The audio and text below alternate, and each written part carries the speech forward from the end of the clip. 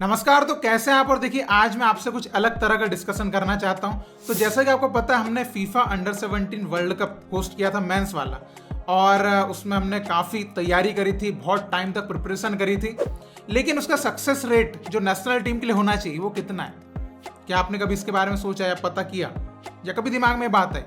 तो मैं आज उसी के ऊपर बात करना चाहूँगा कि उसमें कुछ ऐसे प्लेयर्स भी थे जो आज जिनको शायद आप जान भी नहीं रहे हैं। काफ़ी प्लेयर्स को आज की डेट में अभी, क्योंकि वो उस लेवल की फुटबॉल नहीं खेल रहे हैं, इसलिए कई लोग भूल भी चुके हैं उनके, मतलब वो नाम जो होना चाहिए याद वो नहीं है। कुछ प्लेयर्स आईएसएल में खेल रहे हैं, नाइस, लेकिन उन 21 प्लेयर्स में से केवल 8 प्लेयर्स ही हैं जो नेशनल टीम तक पहुंच पाए। तो आप सोचिए 21 में से केवल 8 पहुंच पाए, उसमें से भी रेगुलर केवल 4 प्लेयर ही है, अनवर, सुरेश, अपुया और जिक्सन सिंह।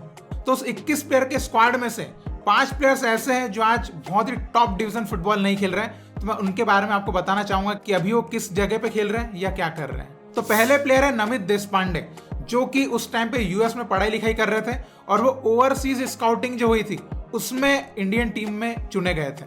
लेकिन अंडर 17 वर्ल्ड कप खेलने के बाद भी उन्होंने प्रोफेशनल फुटबॉल में जाना पता नहीं सही नहीं समझा और वो कोचिंग में गए, और अभी वो यूएस में जो है गर्ल्स टीम को कोचिंग दे रहे हैं। तो उन्होंने इतने बड़े लेवल पे खेलने के बाद भी प्रोफेशनल फुटबॉल में नहीं गए, ये मैं आपको बताना चाहूंगा।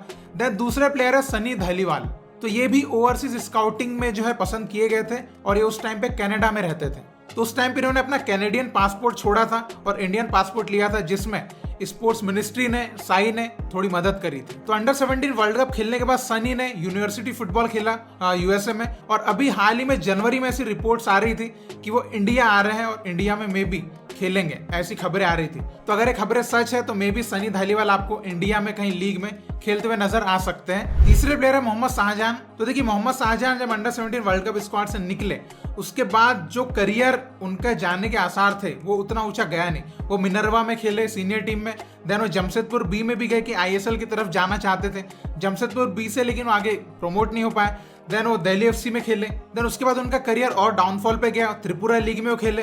देन अभी हाल ही में देखा गया है कि वो गोवा प्रो लीग में जेनो एफसी नाम के क्लब में साइन किया है और गोवा प्रोफेशनल लीग में अभी वो खेल रहे हैं। ये अभी रिसेंट रिपोर्ट्स के हिसाब से हम कह सकते हैं। तो मोहम्मद शाहजहां का भी जो करियर एक ऊंचाइयों पे जाना चाहिए था वो भी ऊंचाइयों पे नहीं गया। चौथे प्लेयर है हेनरी एंटोनी। तो देखिए अंडर 17 वर्ल्ड कप कैंपेन के बाद हेनरी एंटोनी ने बहुत करियर वाइज अच्छा किया, लेकिन वो पॉपुलैरिटी जो अदर प्लेयर्स को मिलनी चाहिए थी मे बी वो हासिल नहीं कर पाए। उन्होंने इंडियन एरोज में खेला, देन चेन्नईयन की बी टीम से खेला, देन उड़ीसा एफसी साइन किया।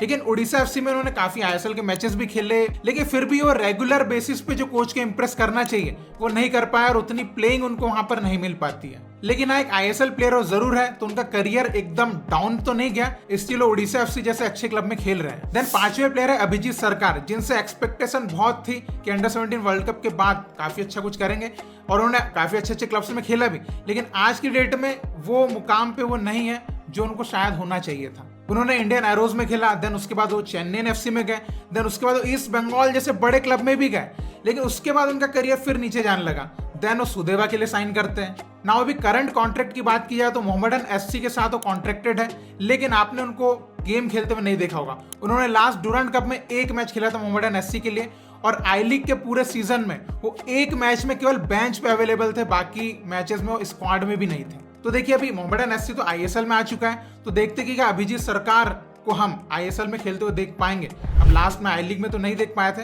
और देखिए काफी एक्सपेक्टेशन तो थी अभिजीत सरकार से जिस तरीके गेम प्ले कर रहे थे। तो लेट्स सी अभी भी उनके पास टाइम है कि वो अपना करियर को वापस जो है ट्रैक पर लेकर आ सकते हैं। तो यही वो 5 प्लेयर्स हैं जिनके बारे में आप बहुत ज्यादा डीपली, जिनको आप जो है बड़े लेवल पे नहीं देख रहे होंगे, जिनके नाम से बड़े ट्रांसफर्स आप नहीं देख पा रहे होंगे, लेकिन हाँ उनमें से कुछ प्लेयर्स स्टिल फुटबॉल में एक्टिव है और एक प्लेयर जैसे मैंने बताया कि वो कोचिंग में शिफ्ट हो गए। तो आप अगर इन 5 प्लेयर्स के बारे में कुछ अपने ओपिनियन रखना चाहेंगे, अगर आप पर्सनली भी किसी को जानते होंगे तो आप उनके बारे में बता सकते हैं। और आप ये जरूर कमेंट में बताइएगा कि अंडर 17 वर्ल्ड कप स्क्वाड में आपका सबसे फेवरेट प्लेयर उस टाइम पे कौन था और आज वो प्लेयर कहाँ पे खेल रहा है। अगर आप ये बताएंगे तो काफी मजा आएगा, बताइएगा।